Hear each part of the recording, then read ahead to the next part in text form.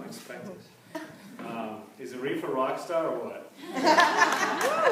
I requested him today, so you're welcome. I'm up here as a platform assistant, so on a regular basis, so it's really no big deal for me to be up here. I'm very matter of fact about it, and now you know what I look like when I'm lying.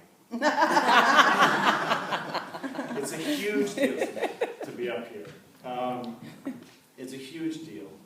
I haven't given a talk like this in 11 years, so you're sharing kind of a moment with me in my life right now.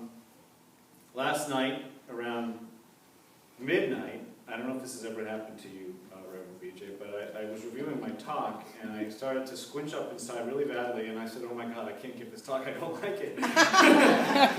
so out it went, and from 4:30 a.m. this morning to 7, I have the talk that I have in front of me now. And does that ever happen to you? Yeah, all the time.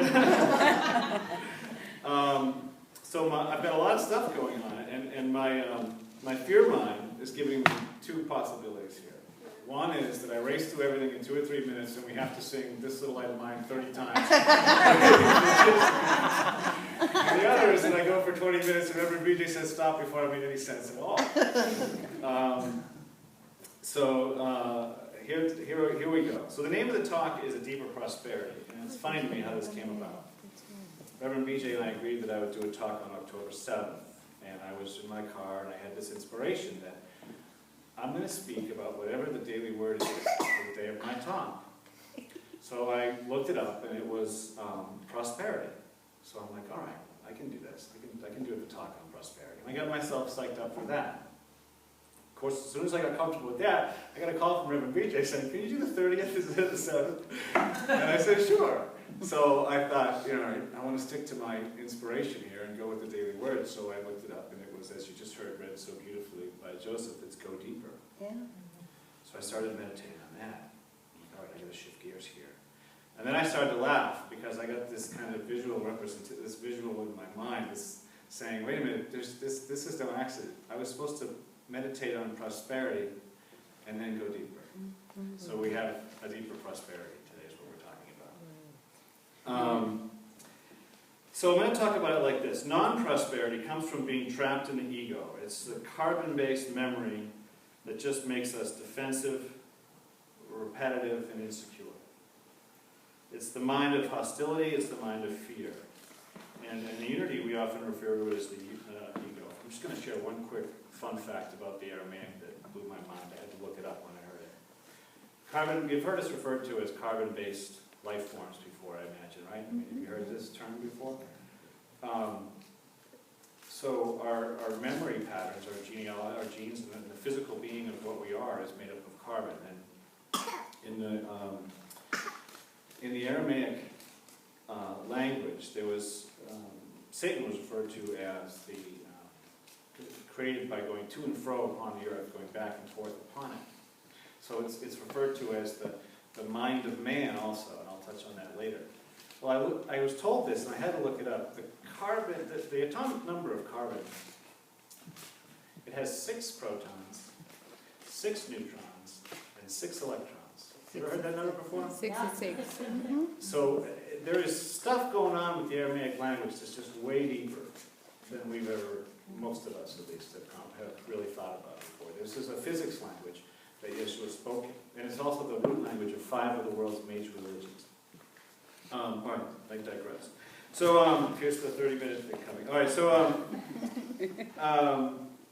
we often hear about prosperity as being of the material world, but this deeper prosperity comes from living in the mind of God, in the mind of love. There is always, in the mind of love, there's always an ever-deepening prosperity, a deeper prosperity than is talked about in popular culture. It's a life of wonder, of compassion. It's in ridiculous amounts of humor and fun and play. It's the kind of laughter that we hear that celebrates everyone and derides no one. In the more commonplace discussion, maybe the superficial definition of prosperity, we're moving on a horizontal plane. It's generally about the external world and getting stuff. This is a Greek idea. We're moving on the horizontal plane, and we're getting more money, we're getting more fame, more security, more whatever. The deeper prosperity that I'm talking about today is moving on the vertical plane. It's going deeper into who we really are. So we've got this horizontal plane, and we've got this vertical plane. Does that look familiar? Mm-hmm. Just saying.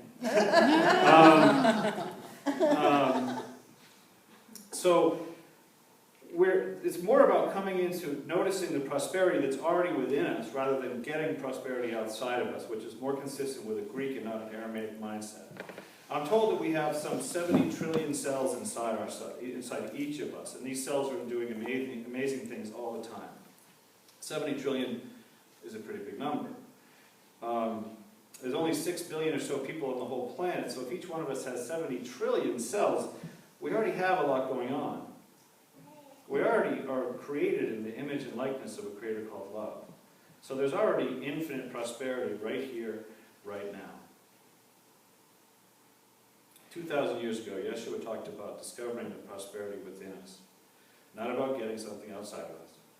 Deeper prosperity has a whole lot more to do with letting go of things that are unlike our true nature. It has a whole lot more to do with that than it does adding anything onto ourselves. If the kingdom of heaven is already inside me, and it's here and now, what is there for me to add? Maybe it makes more sense just letting go of things that are unlike my true nature, my true self. I've experienced in my lifetime a lot of confusion about what my true nature really is. I have a very strong memory. It's one of my first memories I have of being in school. I was in Mrs. Fish's class in first grade. And Mrs. Fish was introducing us to science and the fundamentals of biology. And so she was beginning with the idea of telling us that we're all, this introduction to biology, introducing us to the idea that we're all human beings is what we are. So she asked our first grade class, she said, "All right, class, what are we all? What are all of us? And what are we all?" And she was looking for the answer, human beings. Well, I knew the answer, and I was very proud. I got very excited. I raised my hand straight up in the air, and she said, "Okay, Ron, what are we all?" And I proudly said, "Sinners."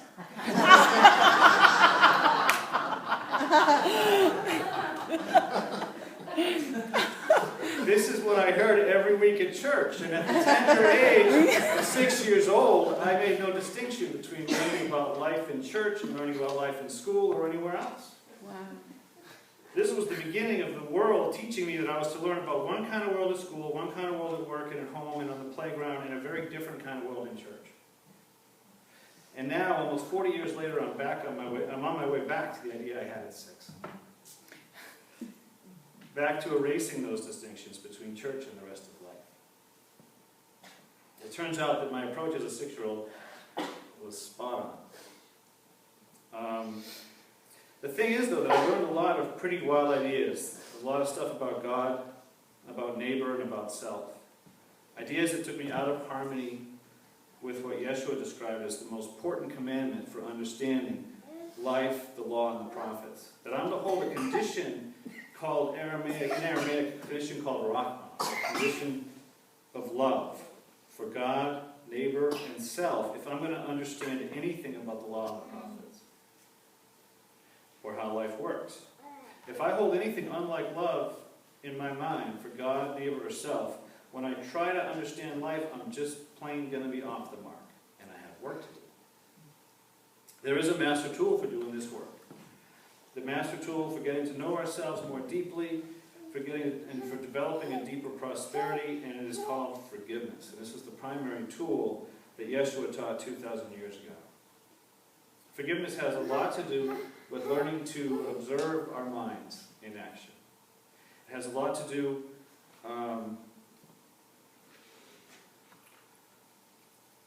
with observing our minds with intelligence, and to use our attention and to invite the Holy Spirit in to clear up our errors in thought.